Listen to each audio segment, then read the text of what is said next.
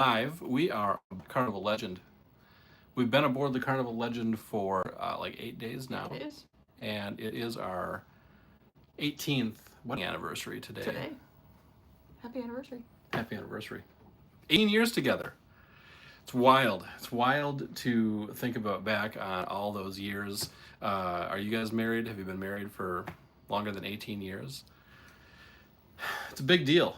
It is a very big deal, and it's really great to have somebody to spend your life with. So anyway, hey, we have a like, but we don't have anybody. It doesn't show anybody watching, so I don't know what that's all about. But so yeah, there you are. All right, so we are going to get started. We are aboard the Carnival Legend. We're on our first Alaska cruise. It is the first Alaska cruise of the Carnival cruising season. So there was some question as to how the weather was going to be. There was some question as to if we were going to be able to go to all the places we're supposed to go on the cruise. So the answer to those questions are the weather was pretty much in the 50s the whole time, even though we were told it was going to be colder than that. The weather really wasn't too bad. We had some rain in Juneau. Yeah. We didn't let it stop us at all. I didn't even really notice it because it was so amazing and gorgeous and beautiful out there. I think it did rain for at least part of the day on every day until today. It did. There was a little bit of rain, but for the most part, not when we were out and about. So it didn't really affect us that much. So we're, I guess, lucky in that regard. There was some question as to whether we were be able to enter the Tracy Arm Fjord area. And if you guys don't know what that is, I didn't know what it was until we went on this cruise. The Tracy Arm Fjord is just one of the most beautiful places you will ever see in your entire life. It is like an inlet in the islands of Alaska. So the cruise ship actually goes in and kind of in and out of these islands, and the cruise ship is actually getting really close to the sides of these islands. So and you're actually heading towards a glacier, and it can't get you right on top of the glacier because it's a cruise ship, but you get really close to a glacier, which is pretty freaking spectacular. There's icebergs. You look out your balcony, or you're on one of the decks on the ship. There's icebergs all over the place, and the icebergs range in color. Some of them are, what you'd expect. They're like really white. They look like ice kind of, and then some of them are like the deepest blue you've ever seen, and some of them, like right down the middle, are white on one side and blue on the other. I don't know what makes them blue. I'd like to find that out. Does anybody know what makes the icebergs have different colors? Let me know in the comments. So yeah, Tracy Arm Fjord was ridiculous. It was so unbelievably beautiful. And what's something else that I found really stunning about it is when you look out into the hills, there's all these pine trees. There's just this pristine nature, and there's no sign of human beings whatsoever. There's no like cell phone towers. There's no power cables. There's no nothing. It's like, I'm sure humans have set foot on those places, but not very often. And so it's rare to get to a place where you look around and there's just no human touch out there. So it was really special in that regard. You didn't even hear like the sounds of planes or helicopters or anything like that. It was just us. It's crazy. Just the sound of a cruise ship. The cruise ship made a little noise, and there's people on the cruise ship, but the cruise ship came to a complete stop several times so that we could just really enjoy the peace. And hey, thank you, Sally. That is awesome of you. So yeah, you're in a situation where, and you forget this when you live in the city or even the suburbs or even the country, but you're kind of in society. What it's like to be in a place that has not been touched by people, it's pretty special, and I would recommend it to anybody. I wouldn't want to always be in that situation, but it's kind of like just nice to be there for a little bit. It's just there's a little bit of peace to be found there. So very, very cool experience in the Tracy Arm Fjord. And I know that Emily, well, I guess we're both disappointed by this, but we love to see wildlife, right? So we're on this Alaska cruise and we're expecting to see wildlife. We have not seen one whale. We've been watching like crazy. We're constantly watching, and we have not seen one whale. Other people have. We've set this up so we can look out our balcony window, and so if we see a whale, we're gonna get really excited and we'll show you the whale. I hope we see a whale. But anyway, we're out on the observation deck, and it was kind of chilly on the day we were in Tracy Arm Fjord, but and it was a little windy. But we're out on the observation deck, and we're out there with the binoculars. We're looking for anything we can see, and all of a sudden, and we're out there for a while, and all of a sudden, this lady comes running up, and she says, "Oh, there's a bear out there." We're like, "No way! We want to see the bear!" And so we're like, "That's really cool." And she actually pulls out her phone. And she's got a picture of this bear. She's got this really close-up picture of this bear because the cruise ship was close to the shore, so you could get a great look at this thing. And and we're like, oh, that's so cool. And she's like, yeah, it's right down there. And right as she points, there was like an inlet that came out, and it was just going out of focus. It was just, we missed it just like by that much. Yeah. And since then, we're walking around the ship, and we constantly are hearing people talk about how they saw the bear. So we missed the frickin' bear, which is annoying. We missed the bear. We did. We did see a porcupine. We already told you about that, though. It was really cool. The porcupine was cool. So anyway, I hope when you guys visit the Tracy Arm Fjord, one of the most beautiful places you'll ever see, you do get to see the bear or a moose or a doll ram or any of the really cool animals that live out there. That would be spectacular. So we have to come back and hopefully see a bear. Anyway, you can tell I'm disappointed. Anyway, it's been a pretty good cruise, though. Oh, it's been a great cruise. Yeah. It's just like the wildlife part of it. We keep missing it. When we left San Francisco, apparently there was. We're thinking we should be looking for whales in Alaska, and I guess when we left San Francisco, like 30 miles out from the pier, there was a pod of whales, and there was whales breaching in the water everywhere, and we were like completely oblivious because we didn't think that would be the place to look for whales. I mean, it's not like I wasn't looking out at the ocean, but apparently I wasn't looking in the right spot. I mean, is there like some trick to knowing when to look and where to look? Do you guys look know how to spot whales? Yeah. Have you been on a cruise where you saw whales? And I know you can go on whale watching tours, and you're probably going to see whales. People know where they are. Well, I think they use like the sonar or radar or whatever to like tell you that, okay, there's something there, so you know which direction to look. And I'm sure that they have that on the ship as well, but you know, the captain doesn't make any huge announcements like, hey guys, just in case you know you're on this whale watching cruise and there's a bunch of whales out there. He doesn't tell you that. So anyway, we'll quit griping about not seeing wildlife. But so the next stop, the day after the Tracy Arm Fjord, was Ketchikan, Alaska. So it was a cool place. That was the place. That was the place with Creek Street. Creek Street. They start to blend together a little bit. So Creek Street is a town that is built up on stilts.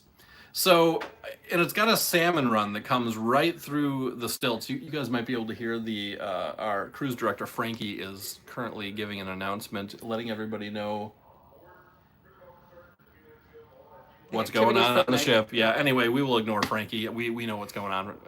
That is what our app is for. That is what the app is for. Download the app. So, anyway, in Ketchikan, they have a place, kind of the big draw is Creek Street. And so you find Creek Street. It's really visually beautiful. It's this, like I say, it's built up on stilts. There's a whole bunch of stores to go in there that sell genuine Alaskan products.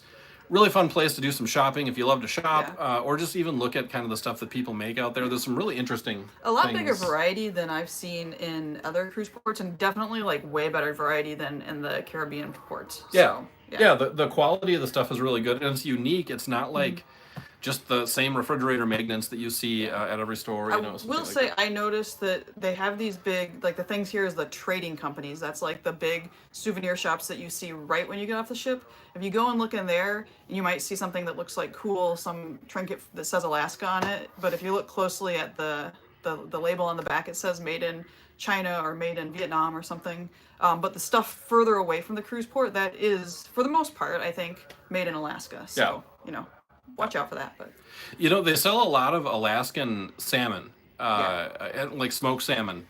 And I asked a lady in a shop, I was thinking about getting some because I just wanted to, it sounded like something cool to experience here. And I said, is this like legit Alaskan salmon? And she said, the salmon is caught in Alaska and then it's actually shipped to Washington to be. Oh, I missed that. You did miss that. To be packaged and then it's shipped back to Alaska. She said the plant for processing it used to be in Alaska, which on paper seems to make sense rather than ship it back and forth. But for some reason they moved the plant to Washington, so I didn't buy it. I was like, I don't know. I don't want it. I don't want Washington smoked salmon. I want Alaskan salmon.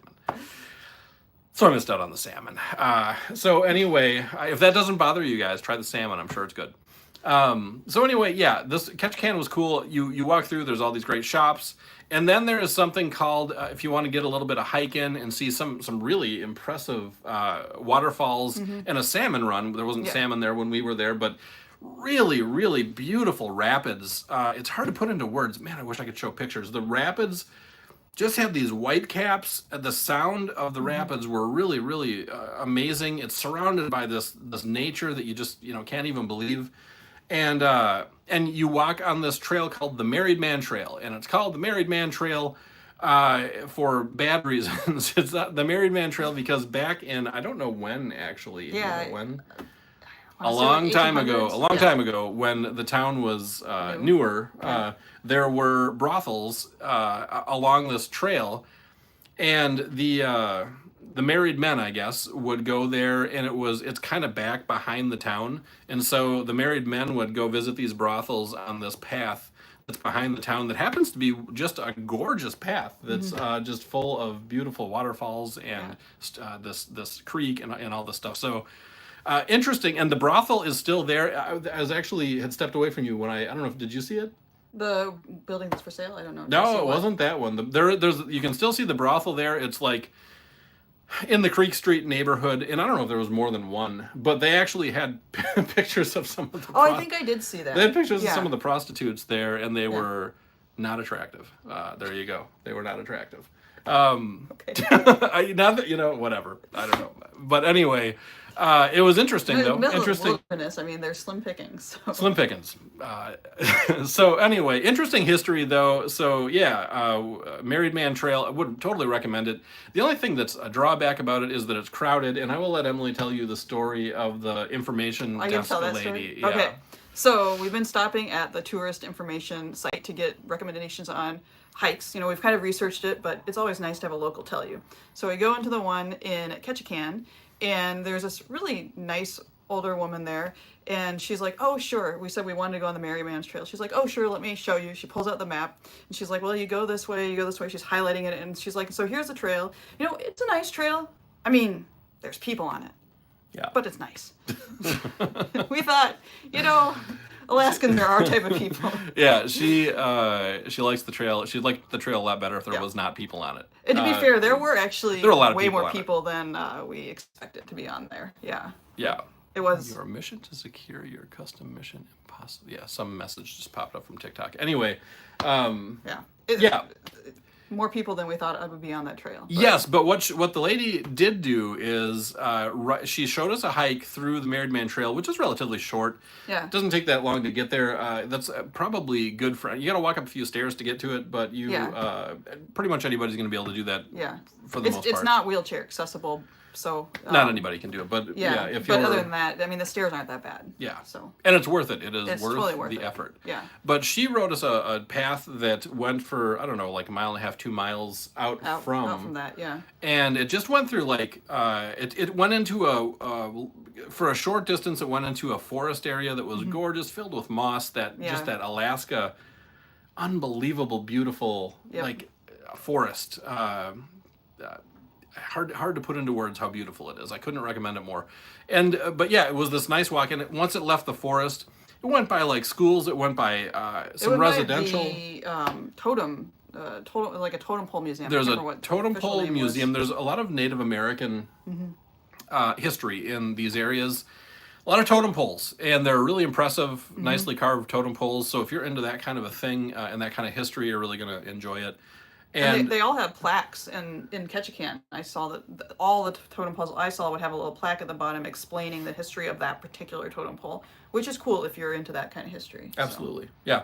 So it goes right past the museum for the totems, and then just weave through the neighborhood, so you get to see a little bit what life is like in this little Alaskan town, which I'm sure is very different than the life that we live on the mainland with.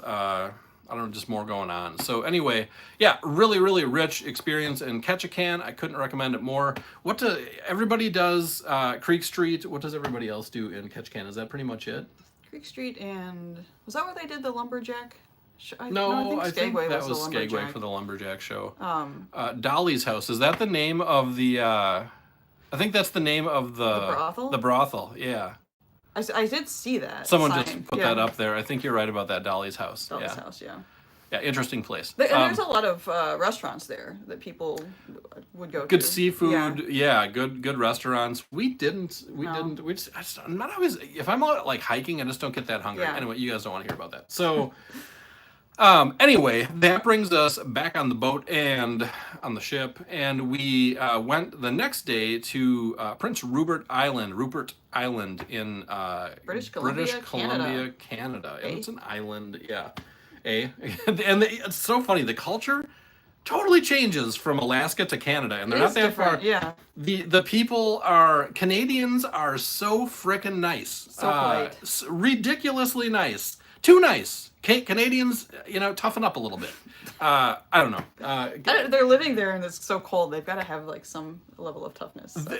I think they have toughness, but they just have this polite exterior that's like.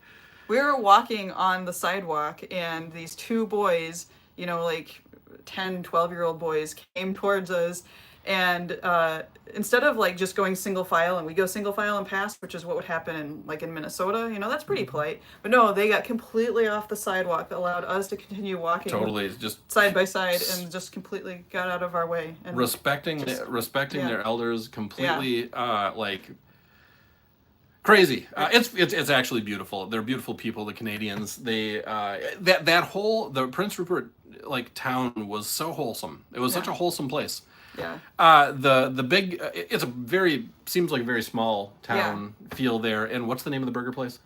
Oh, well, it's not burgers. It's fish and chips. Oh, it's right? fish and chips. I didn't eat there. Yeah. Yeah. Bob's on the Rock. Bob's on the Rocks. Famous fish and chips place. Burgers. So. Yeah. Bob's on the Rocks. Apparently, fish and chips. You get off the ship and you start seeing signs for Bob's on the Rocks. You pretty much want to go to the left when you get off, because that's where anything is in this town. And you start heading down, and you'll just start seeing Bob's on the Rocks signs everywhere. It's the place to go. Yep. There's not a lot of other choices. Not a lot of competitions for Bob's. Actually, though, I think that the seafood is really fresh, because I saw a pair of fishermen pull up and offload some coolers and go up there and be like, okay, here's what we've got. We should have eaten at Bob's on the Rocks. Yeah, I mean, you just can't do it all. So yeah, I did stop in at Bob's on the Rocks because they had, what was the name of the creek? The Rushbrook Trail is the trail that we walked on. Yeah, so right next to Bob's on the Rocks, the main reason we saw it is that we wanted to take this nature trail on the side of it. But when you get to Bob's on the Rocks, you can't help but take a look. I went in there, I was taking some film, and I actually went in. I didn't eat any of the food, but they had something called a Rushbrook float. And so I was like, is that like a root beer float with a twist or what? I'm intrigued. I might have gotten it if it was, but I asked the lady behind the counter and she said, no, it's just when you float on the river. She didn't, it was like a teenager. And I don't know if she just didn't know what because they had on the sign for the restaurant, it says Rushbrook float. And I was like, does maybe she not know all their menu? I don't know what she was talking about where they were floating, because there was a little bit of a creek. Not really floatable. It wasn't like a tubing creek or something like that. The ocean was there, and I don't think you're going to float in that ocean in a rubber tube for, a tire tube. So yeah, I just looked at her and said, sorry, I'm not from here, and then left. Yeah. But I don't know. Maybe a Rushbrook. I want to know what a Rushbrook float is. So if there's anybody out there that knows more details. Rushbrook float. That's hard to say. Yeah. Anyway, so then we got on the trail, the nature trail, and it is a trail that goes down to, I didn't actually make it all the way down to Seal Park. Seal Cove Park. Yeah. And is there seals there? There are not seals there. Yeah, Emily made it all the way there. We walked that path for a ways, and once again, it's just this gorgeous path. On one side, you have the unbelievable, beautiful Alaskan forest. pine trees, the most beautiful fragrances you've smelled. Smells so good It smells so good. Just gorgeous. And then on the other side, you have the ocean, which is just amazingly beautiful. So, yeah, just a really, really pleasant walk. They have some benches you can stop and sit on and take a break with some good vistas. Yeah, so that is what we did in Prince Rupert Island, and it was really fun. It was a good day. So that brings us to the end of our port stops. We're now it's now the next day. We're back on the ship. We have a 2 sea days to get back to San Francisco and then fly home. And we are gonna do some filming and just kind of take everything in a little bit longer. We've been hitting up. We're gonna do some videos about the food on the Carnival Legend, and so we hit the.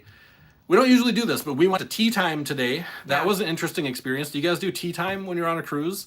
It was fun, actually. It was cool. And I like the way they did it on this ship because they serve different little tiny tea sandwiches, and on this ship they just give you the full selection. They have like one plate that has all 5, 8. I don't remember how many sandwiches there were. There was just decent selection. There was like a little mini lemon meringue pie. There was a little mini cucumber and cream cheese sandwich. There was a little cracker with cream and a blackberry. That was both. Yeah, it was really cool. And then the tea's good. So yeah, it was just it was a nice atmosphere. You could either get a table by yourselves or with other people if you want to be social. Yeah. So it was fun. Yeah. Anyway, we also went to the Spanish-themed lunch. We also went to the Asian-themed lunch. Yep. And we've been to main dining every night. We're doing reviews of the food at every one of these spots. So it'll be an interesting video, hopefully for you guys to see what the food is like, in totality on the. This is the first time that we've tried to hit like literally every food option that they have. Yeah, so we want to do a very thorough food video. I think the only thing we're missing is the Dr. Seuss breakfast because we just couldn't do it. I actually have a little known fear of people dressed up in weird character outfits since I was a little child. So it's a little weird. The green eggs and ham. I think it's more for the kids, and I am not a kid. So anyway. So Emily is going to talk to you. That's our cruise. Emily is going to talk to you about what we bring on our shore excursions. Yeah. So this was our first Alaska cruise. So we always have a shore excursion bag, but I thought you guys might enjoy seeing what we pack in our bag and what we pack specifically for the Alaska cruise. And we'll kind of talk about which of the items, we were like, oh, we shouldn't have been carrying this around the whole time, and which one we really felt was worthwhile. So yeah, I will try to be concise here and not get too carried away, but so this is our shore excursion bag.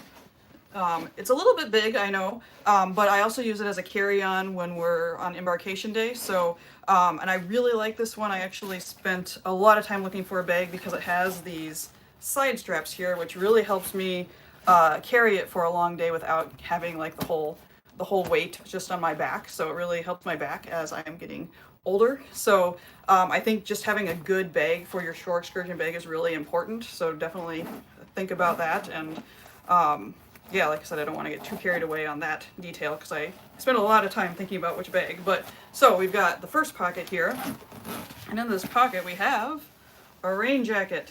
So, happy anniversary. Celebrated 50th. Wow, 50. Congrats. That is awesome. That's nice. Congratulations. That's cool.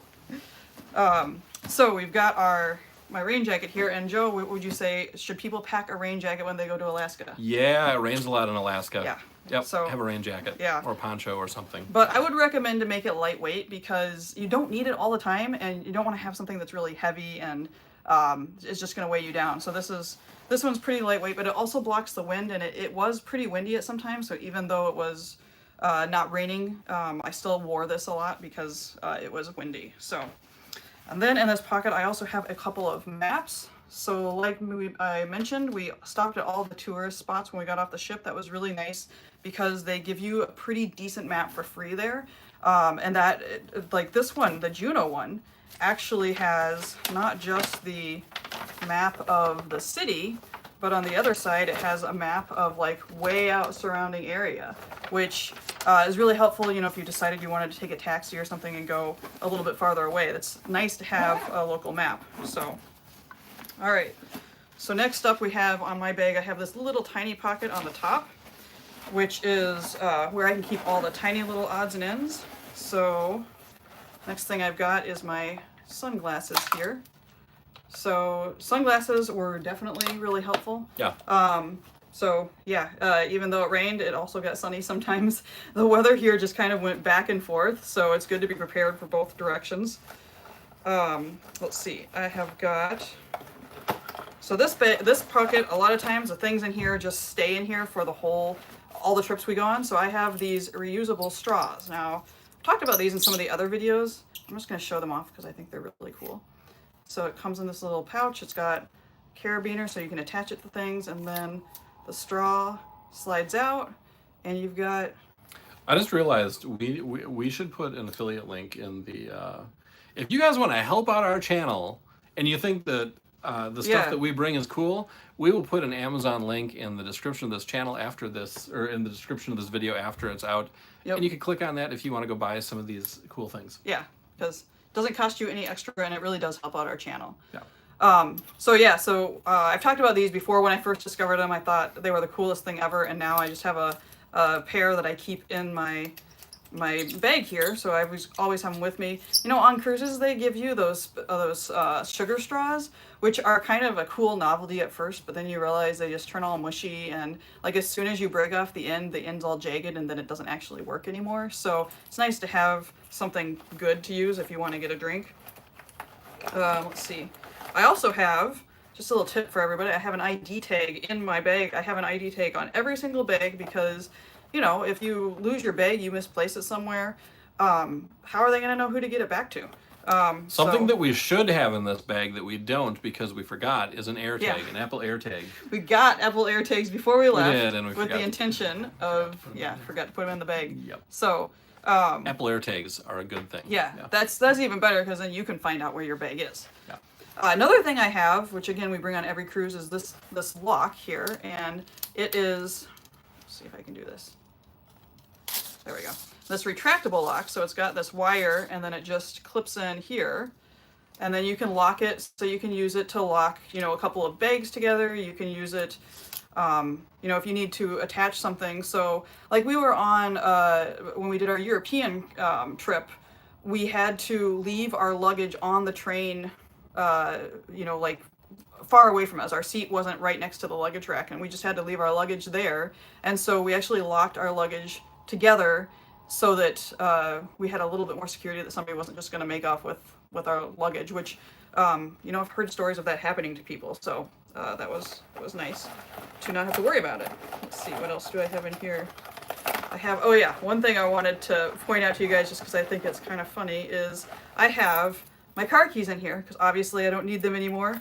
But there was a story that Joe did that made me think of this is some guy got his suitcase was actually taken by a person that had their room a few doors down on the cruise, and they just stole his suitcase, and he had his car keys in that suitcase. So when he got home, he wasn't even able to drive his car because his car keys were in his suitcase, which he never received on his cruise. You guys might have heard of that story, but a lot of people left in the comments like, why did you put your car keys in your checked luggage? And so I just want you guys to know we don't do that. We keep it in our carry-on. Keep it with you.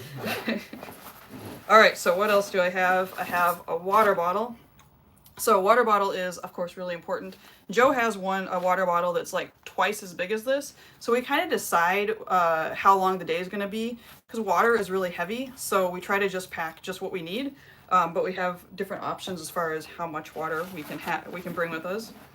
And then I have in here hat and gloves. Good thing in Alaska. Good thing in Alaska. Joe actually stopped because he did not pack gloves with us, and he stopped to pick up a souvenir pair of gloves, but he didn't use them. I used them for about 30 seconds. The weather ended up being nicer than we expected. Yeah, so I'd say if you get cold easily, gloves would be good, but a winter hat. I think you used your winter hat. Yeah, too, winter hat's definitely key. Yeah. Especially in the morning. All right, another thing we have in here is our GoPro. So this is kind of just for us because we do a lot of filming, obviously. Yeah. But this is the first time we've had a GoPro. It And is. what do you think of the footage? We usually just use the phone that we're using for the live right now. But yeah, the GoPro's been great. I'm getting used to it. It makes a lot of noise, and I kind of want to change that about it. It makes a lot of beeps when you turn it on and off. But the footage you get on the GoPro is outstanding, and hopefully you guys are going to be seeing it in the very near future when we make some videos about this trip. Yeah. So it'll be nice to have different types of footage that we can use. And then let's see, we've got... Okay, so we have fruit in here. So if you're going on a Caribbean cruise, you cannot bring fruit off the ship. But we were just going to Alaska. We were still traveling domestically. They told us not to do that. Well, we weren't supposed to do it? No, we weren't supposed to do it, but it'll be okay. Yeah. I didn't know that. I didn't hear that. I'm pretty sure they said don't take food off. Yeah. Okay, well, I just like to have a snack sometimes. We have a first aid kit. So actually on our website, I have an article that shows everything that's in the first aid kit. So this is one I got on Amazon, and then I supplemented it with some extra items. I bring this with us everywhere because Joe actually broke his toe once when we went to the Caribbean. Yeah. And I was able to fix his toe. It's okay now, right? Taped it up. Yeah. It was I did a good job. as good as new. Yep. Almost as good as new. But it did save us Saved us some cash. like for a lot of yeah. money because the medical on a ship was going to be like over really expensive. like $200 or something just to look at it. So, all right, there is one more thing in here. Can you guys guess what it is? It's an Alaska cruise. It is binoculars. So very important. these are really important on an Alaska cruise. These are my handy Bushnell binoculars. They are, let's see, these are 15 by 35. So, and I know that means something important if you're looking for binoculars. That kind of tells you the magnification. I would say we've had ones that aren't rated as good as this, and really it's like almost not even worth having them because when you're looking out in the ocean, things can be, they're deceptively far away. So you need to have a really good pair of binoculars. These are pretty heavy. It was probably like half the weight of what was in the backpack, but I think it was totally worth it. It was worth it, especially if we would have actually saw a whale. Yeah. Then it would have really If been we actually worth seen it. a whale, that would have been even better. These are my favorite binoculars, and we've tried quite a few different ones. Yeah. So yeah, definitely pack the binoculars. Awesome. And that is, I think that's pretty much it that's in there. So that is what we brought for Alaska. All right, it's been a half hour, so I think we're going to probably wrap this up. And yeah, thanks for hanging in there. Thanks for watching. And we're going to have some awesome videos coming out about the Alaska trip. We're also going to go back to making cruise news videos. We're going to have we're going to have some great food videos, all kinds of good stuff coming up. So make sure you subscribe to our channel, and we'll keep you guys posted on all the cruise stuff. See you again next time.